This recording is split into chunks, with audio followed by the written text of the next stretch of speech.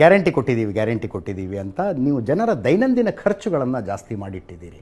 ಉದಾಹರಣೆಗೆ ಮುಂಚೆ 4,000 ರೂಪಾಯಿ ಏನೋ ಅದು ಕಿಸಾನ್ ಸಮ್ಮಾನ್ ಯೋಜನೆಗೆ ಅಂತ ರಾಜ್ಯ ಸರ್ಕಾರದ ಕಾಂಟ್ರಿಬ್ಯೂಷನ್ ಇತ್ತು, ಅದನ್ನು ನೀವು ನಿಲ್ಲಿಸಿದ್ರಿ. ಅದಾದ ನಂತರ ಅಬಕಾರಿ ಸುಂಕ ವಿಪರೀತ ಜಾಸ್ತಿ ಆಗಿದೆ, ರಿಜಿಸ್ಟ್ರೇಷನ್ ಕಾಸ್ಟ್ ಜಾಸ್ತಿ ಆಗಿದೆ. ಮುಂಚೆ ಒಬ್ಬ ರೈತ ಬೋರ್ವೆಲ್ ಹೊಡೆಸ್ಕೊಂಡ್ರೆ ಟಿ ಸಿ ಬೇಕು ಅಂದರೆ ಸರ್ಕಾರದಿಂದ ಉಚಿತವಾಗಿ ಕೊಡ್ತಿದ್ರು, 2.5 ಲಕ್ಷ ದುಡ್ಡು ಕೊಡಿ ಅಂತಿದ್ದೀರಿ. ಎಲ್ಲಿ ತನಕ ಬಂದಿದೆ? ಮಕ್ಕಳಿಗೆ ಸ್ಕಾಲರ್ಶಿಪ್ ಕಡಿಮೆ ಆಗಿದೆ. ಈ ರೀತಿಯಾಗಿ ನೀವು ಒಂದು ಕಡೆಯಿಂದ ತೆಗೆದು ಅವ್ರದ್ದೇ ಮನೆಯಿಂದ ತೆಗೆದು ಅವ್ರದ್ದೇ ಮನೆಯಲ್ಲಿ ಇನ್ನೊಬ್ಬರಿಗೆ ಕೊಡುವಂಥ ಯೋಜನೆ ಇದು ಗ್ಯಾರಂಟಿ ಯೋಜನೆ. ಗೋಲ್ಡ್ ಲೋನ್ ಮತ್ತು ಮಾರ್ಟಿಗೇಜ್ ಬಗ್ಗೆ ನಾನು ಮಾತಾಡಿದ್ದೆ. ಇದು ಸಬ್ ರಿಜಿಸ್ಟರ್ ವ್ಯಾಲ್ಯೂ ಜಾಸ್ತಿ ಮಾಡಿದ್ದೀರಾ, ಆ ಗೈಡ್ಲೈನ್ಸು ಅದು ಓಕೆ.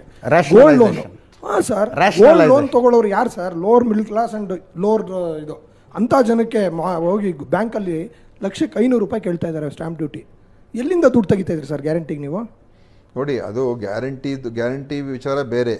ಇದು ನನಗೆ ಪ್ರತ್ಯೇಕವಾಗಿ ಇದ್ರ ಬಗ್ಗೆ ನನಗೆ ಪೂರ್ತಿ ಮಾಹಿತಿ ಇಲ್ಲ. ನಾನು ತಿಳ್ಕೊಂಡು ಬೇಕಾದ್ರೆ ಮಾತಾಡ್ತೀನಿ.